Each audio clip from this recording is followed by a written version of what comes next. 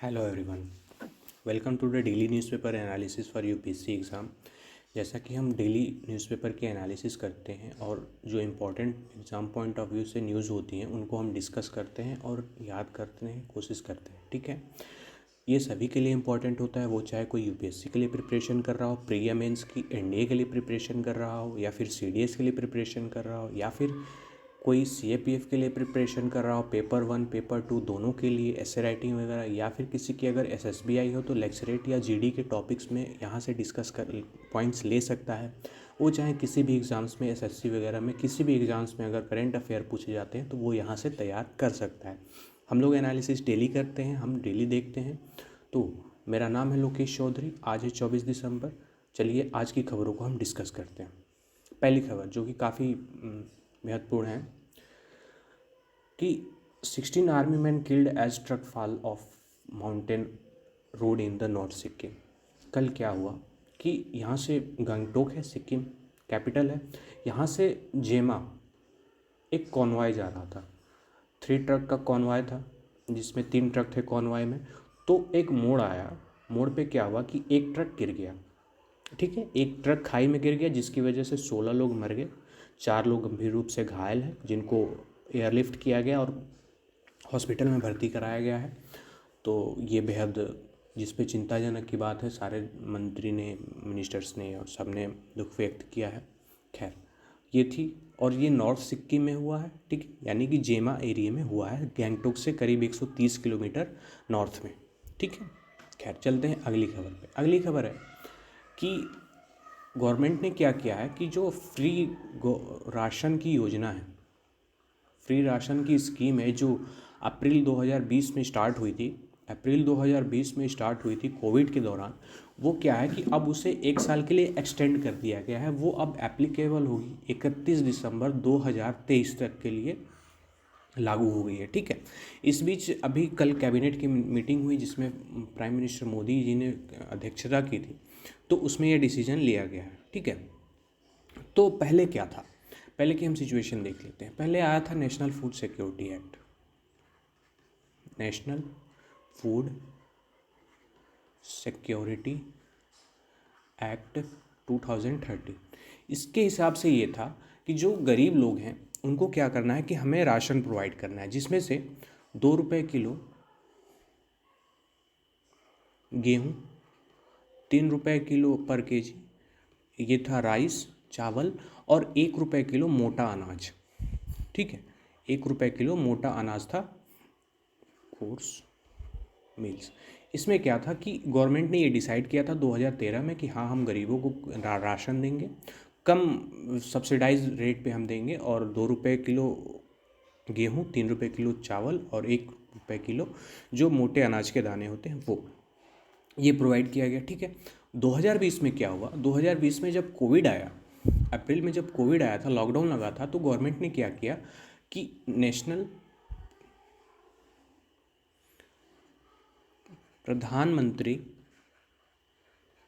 प्रधानमंत्री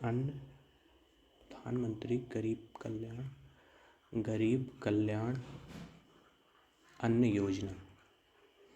अन्न योजना लागू कर दी, यानी कि PMGKAY, प्रधानमंत्री गरीब कल्याण योजना लागू कर दी, जिसके तहत ये था कि जो भी गरीब परिवार है उन, वो चाहे कोई शहरी क्षेत्र का हो या फिर गांव क्षेत्र का, इसमें कौन कौन लोग थे, इसमें 75% लोग क्या थे, रूरल एरिया से बिलोंग कर रहे थे। ठीक है, और 50% लोग क्या थे, अर्बन एरिया से बिलोंग कर रहे थे, जिनको क्या हुआ, फ्री राशन प्रोवाइड किया गया। ठीक है, और ये स्कीम अभी थोड़े दिन जब गुजरात हिमाचल के इलेक्शन से, उसमें क्या हुआ कि ये एक्सटेंड कर दी गई थी दिसंबर 31, 2022 तक। ठीक है, तो जब इतने दिन एक्सटेंड कर दी गई थी तो सरकार ने ये कहा है कि हम आने वाले दिनों में भी क्या करेंगे कि प्रोवाइड कराएंगे राशन फ्री में, और वो 35 किलो होगा। पहले तो क्या था कि 5 किलो मिलता था, 5 किलो पर पर्सन एक महीने में मिलता था 5 किलो, पर अब क्या होगा कि मेंबर्स मैटर नहीं करते हैं, बस आपको 35 किलो मिलेगा अनाज। ठीक है, तो ये थी गवर्नमेंट की स्कीम, और गवर्नमेंट ने ये कर दिया है, जिसमें 81 करोड़ लोग क्या होंगे कि बेनिफिटेड होंगे, जिसमें 2 लाख करोड़ रुपए क्या होगा, 2 लाख करोड़ रुपए सरकार को और 1 साल के लिए खर्चा करना होगा वेलफेयर स्कीम पे। गवर्नमेंट ने कहा है कि हमारे पास अनाज की कोई कमी नहीं है और हम ऐसे वेलफेयर स्कीम के लिए क्या कर सकते हैं कि हम प्रोवाइड करा सकते हैं जिसमें फ्री अनाज की बात की गई है। ठीक है, खैर चलते हैं अगली खबर पे। अगली खबर है कि जैसे कोविड आ रहा है, ऐसा लग रहा है कि कोविड आ गया है, तो चाइना में क्या हो रहा है कि चाइना से जो इंटरनेशनल आने वाली फ़्लाइट्स हैं इंडिया को जो फ़्लाइट्स आने वाली हैं उनमें क्या कर दिया है कि RT-PCR नेगेटिव कर दिया है। ठीक है, आप नेगेटिव रिपोर्ट लेके आइए तभी आप इंडिया में एंट्री कर सकते हैं या फिर ट्रैवल कर सकते हैं, विदाउट नहीं कर सकते। ठीक है, और भी 3-4 देशों में किया गया है, 3-4 देशों के कंट्री को ब्लॉक किया गया है, RT-PCR मैंडेटरी कर दिया गया है। तो भारत नस्ल ने क्या किया है, भारत बायोटेक कंपनी है, भारत बायोटेक जो वैक्सीन बनाती है, तो फार्मा कंपनी है, तो इसने क्या किया है कि भारत बायोटेक ने वाशिंगटन यूनिवर्सिटी से मिलके एक ऐसा वैक्सीन तैयार किया है कोविड के लिए, जो कि इंजेक्शन के द्वारा नहीं होगा लिया जाएगा, वो नस्ल के द्वारा लिया, यानी कि नाक के द्वारा दिया जाएगा, ड्रॉप्स के थ्रू। ठीक है, तो ये एक बूस्टर वैक्सीन होगी, और जैसा कि बताया गया है कि बूस्टर वैक्सीन होने के कारण ये कोई भी ले सकता है, वो चाहे कोई कोवैक्सीन या फिर कोविशील्ड लिया हो। ठीक है, कोविशील्ड लिया हो तो दोनों लोग इस वैक्सीन को ले सकते हैं। इसका नाम है INCOVAAC। ठीक है, भारत बायोटेक का हेडक्वार्टर हैदराबाद में है। ठीक है, हैदराबाद में, और हैदराबाद में होने के कारण ये वाशिंगटन यूनिवर्सिटी से कोलैब किया है, जिसकी वजह से ये प्रोवाइड कराएंगे। और जो ये इसका ट्रायल है, इसको नवंबर में प्राइमरी ट्रायल देख के लिए मंजूरी दे दी गई थी। नवंबर में इसका ट्रायल कंप्लीट हो गया था, फेज़ 3 का ट्रायल कंप्लीट हो गया था, और इसे प्राइमरी हेल्थ के लिए, प्राइमरी यूज़ के लिए प्रोमो कर दिया गया था। ठीक है, तो अब देखते हैं कि अब कैसे होगा, कब होगा। और इसको कोविन के द्वारा, जिससे हम क्या करते हैं कि अपना स्लॉट बुक करते थे वैक्सीन्स के लिए, वो यहाँ से बुक होगा, कोविन से बुक होगा, और आप नज़दीकी PHC, CHC या गवर्नमेंट हॉस्पिटल में जाके, प्राइवेट हॉस्पिटल में जाके इसे आप ले सकते हैं। ठीक है, तो ये थी खबर। बहरहाल चलते हैं अगली खबर पे। अगली खबर सरकार ने ये किया है, जैसा कि कल पार्लियामेंट्री का विंटर सेशन ख़त्म हो गया, तो गवर्नमेंट ने कुछ नए डिस्कशन किए, नए इम्पॉर्टेंट डिसीजन लिए, जैसे कि एक था ये राशन का, फ्री राशन का, फूड ग्रेन्स का, और ये किए था कैबिनेट नोट फॉर निविजन। इसमें 1 रैंक 1 पेंशन की बात की गई है। ठीक है, जो कि काफ़ी एक मुद्दा गर्म चल रहा था पहले से ही।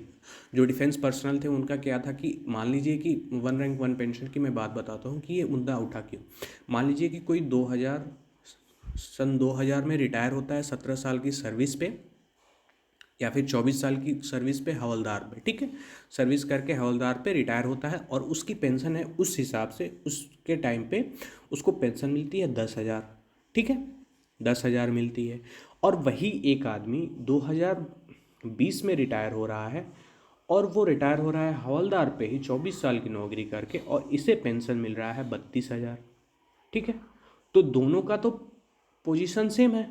ठीक है, रैंक तो सेम है, तो फिर पेंशन अलग अलग क्यों। तो इसी बात पे डिफेंस पर्सनल्स जो थे उन्होंने कहा था कि हमें 1 रैंक 1 पेंशन लागू करिए, जिससे कि क्या होगा कि रैंक एक ही होगी और पेंशन भी एक होगा। ठीक है, तो इस पे बात कही थी, तो गवर्नमेंट ने कहा है कि ठीक है, तो जो आदमी 21, ये लागू होगा 1 जुलाई 2019 से। ठीक है, और ये सबको बेनिफिट होगा। और जो भी इंस्टॉलमेंट्स हैं, यानी कि अब 1 जुलाई से पेंशन मिलने आपको 1 रैंक शुरू हो जाएगा, तो अगर जो भी बाकी पैसे हैं अभी तक के 2022 तक के, ठीक है, वो 4 हाफ ईयरली इंस्टॉलमेंट में दिए जाएंगे, 4 हाफ ईयरली इंस्टॉलमेंट में दिए जाएंगे सबको। ठीक है, अगर कोई आदमी गैलेंट्री अवार्ड है, ठीक है, गैलेंट्री अवार्ड मिला है, तो उसको क्या होगा कि 1 टाइम पेमेंट में कर दिया जाएगा।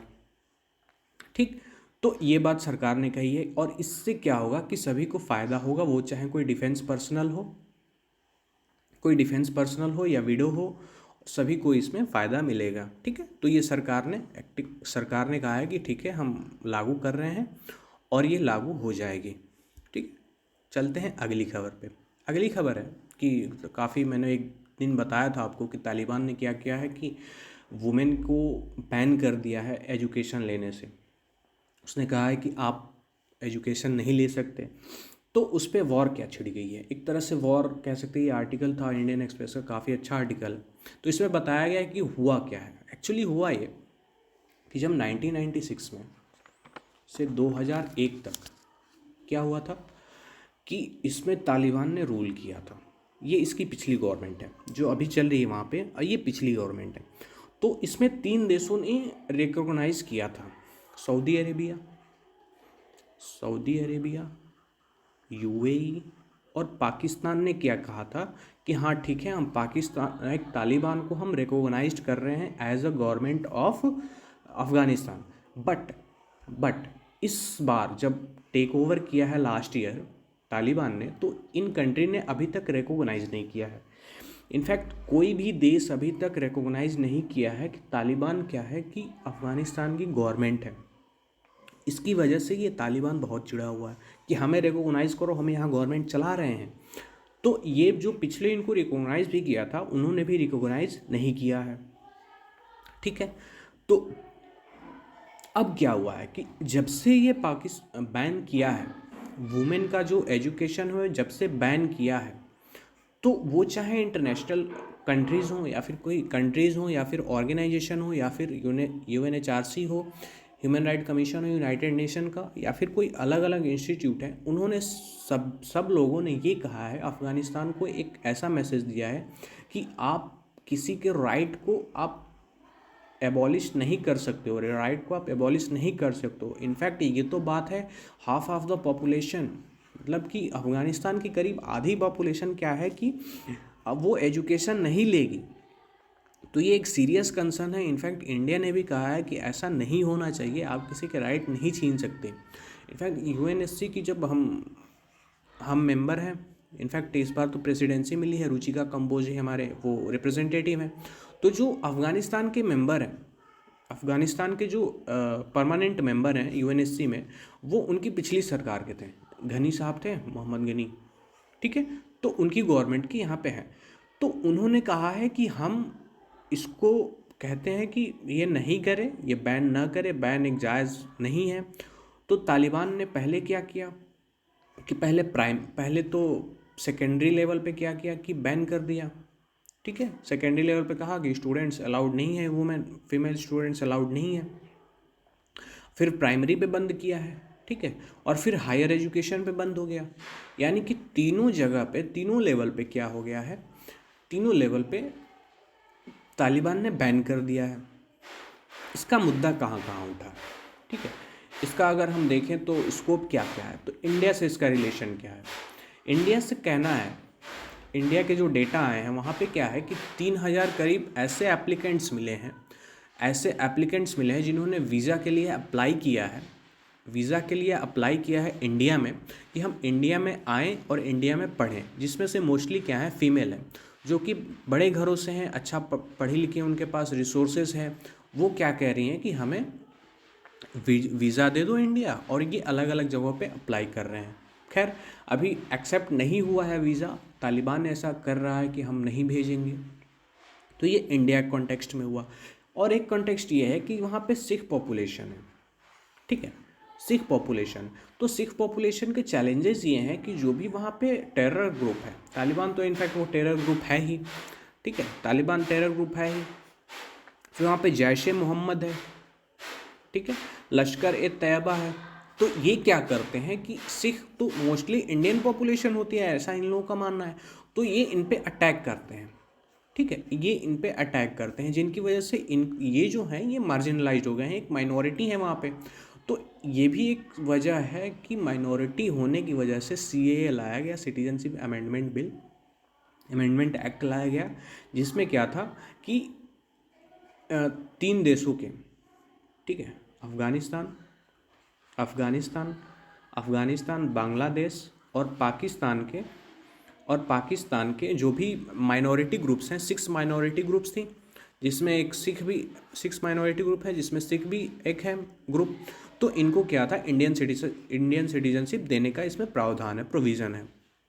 तो देखने वाली बात यह है कि आगे क्या होता है। और अभी तो खैर सारे सभी देश क्या कह रहे हैं कि इसको क्रिटिसाइज़ कर रहे हैं तालिबान को कि आपको ऐसा नहीं करना चाहिए, आपको ये राइट नहीं है।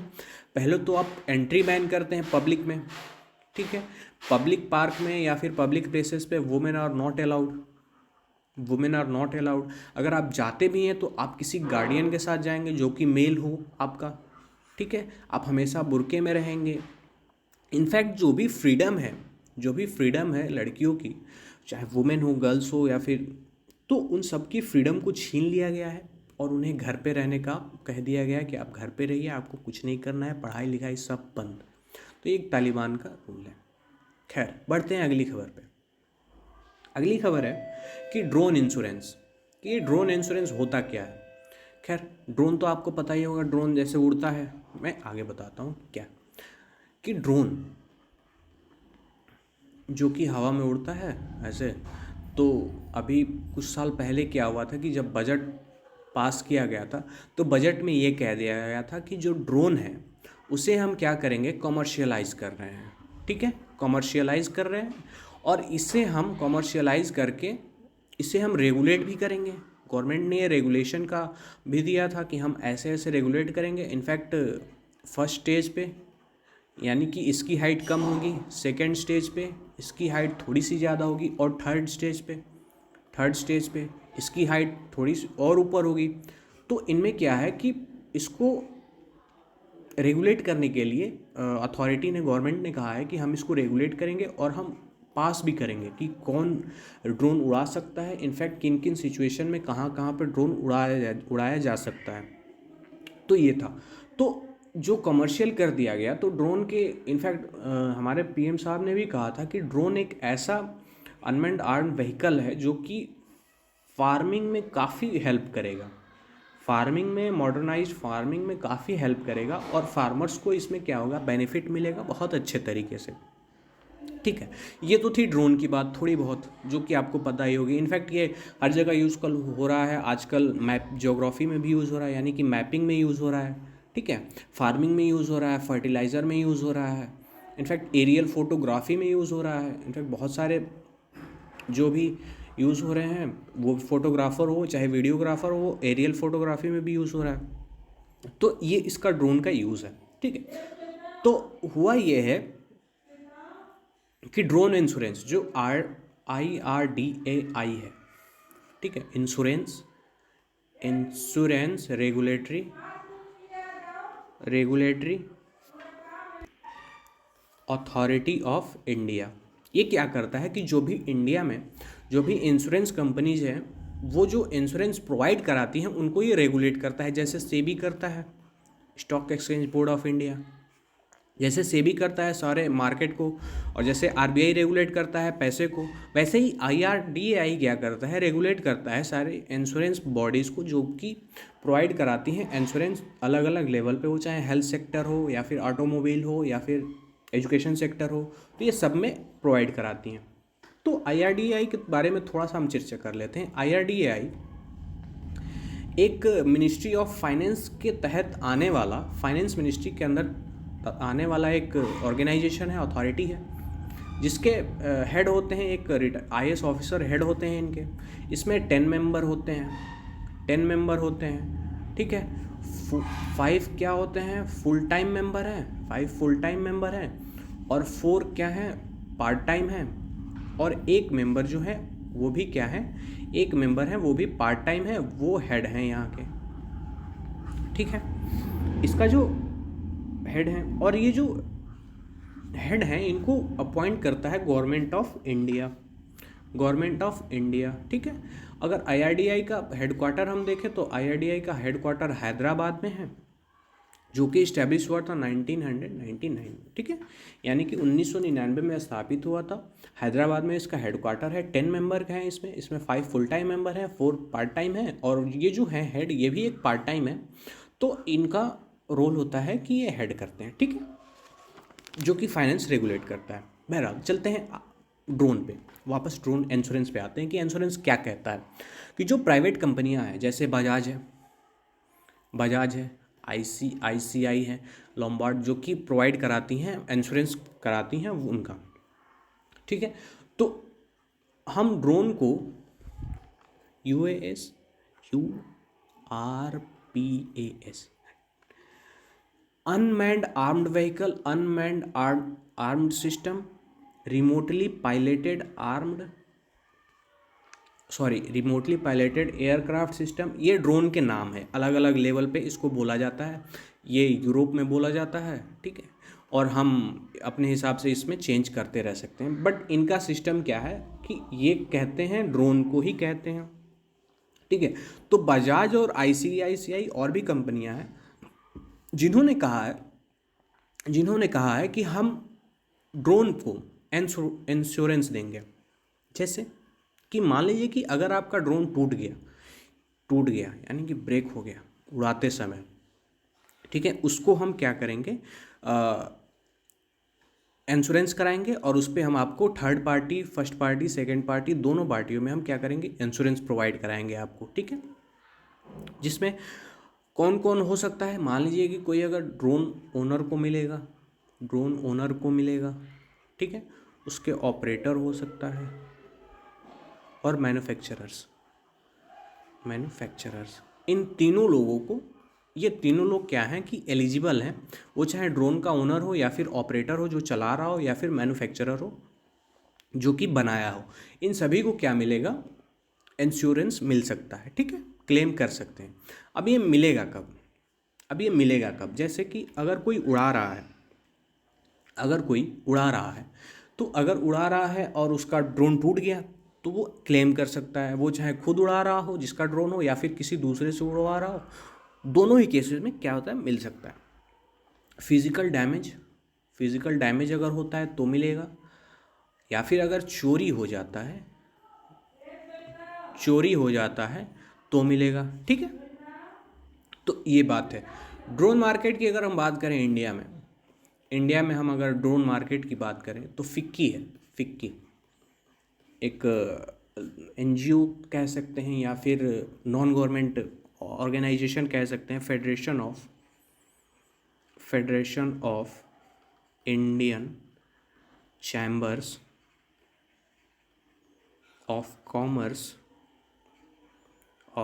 कॉमर्स एंड इंडस्ट्री, जो कि सेटअप किया गया था GD टाटा के तहत 1927 में, जिसमें अभी तक 2.5 लाख से ज़्यादा कंपनियां रजिस्टर्ड हैं, अपने आप को मेंबर मानती हैं। और ये इसका हेडक्वार्टर हम बात करें तो ये दिल्ली में है। तो इसने कहा है कि फिक्की ने कहा है कि 2030 तक इंडिया एक बहुत बड़ा मैन्युफैक्चरर हो जाएगा ड्रोन का, जिसमें कि $23 बिलियन का मैन्युफैक्चरिंग बिजनेस 2030 तक इंडिया कर देगा। तो एक तरह से ड्रोन हब इंडिया कहलाएगा, ये इनके मानना है, ये इनका लैंसेट रिपोर्ट कहती है, ठीक है। तो ये बात थी ड्रोन के बारे में, ठीक है। खैर चलते हैं अगली खबर पे। हाँ, अगली खबर ड्रोन से रिलेटेड थी पेपर में आज। ये केरला फार्मर यूजेस, क्या हुआ कि केरला के एक फार्मर हैं, ये इन्होंने ड्रोन यूज़ किया है अपने प्लांटेशन में, तो इसको सरकार से और जो भी साइंटिस्ट हैं उनको शेयर किया है कि आप इसको ऐसे यूज़ कर सकते हैं। तो इन्होंने अपनी राय दी है ड्रोन को लेकर, ठीक है। बहरहाल चलते हैं अगली खबर पे। अगली खबर है कि Russia India can help reviving intra Afghan dialogue, Russian envoy. ये रशियन इन्वॉय है, इनका नाम है जमीर काबुलोव, ठीक है। तो इनका कहना ये है कि इंडिया और रशिया, ये भाई साहब के बारे में हम थोड़ा सा मैं बता दूं कि ये रशियन इन्वॉय है, कहाँ पे, अफ़गानिस्तान में।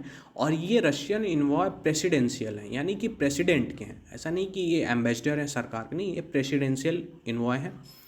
और अफ़गानिस्तान में है, काफ़ी लंबे समय से एम्बेसडर भी थे यहाँ पे, 2004 से 2009 तक अफ़गानिस्तान में एम्बेसी में रहे। तो ये काफ़ी बड़े एक डिप्लोमेट है रशिया के।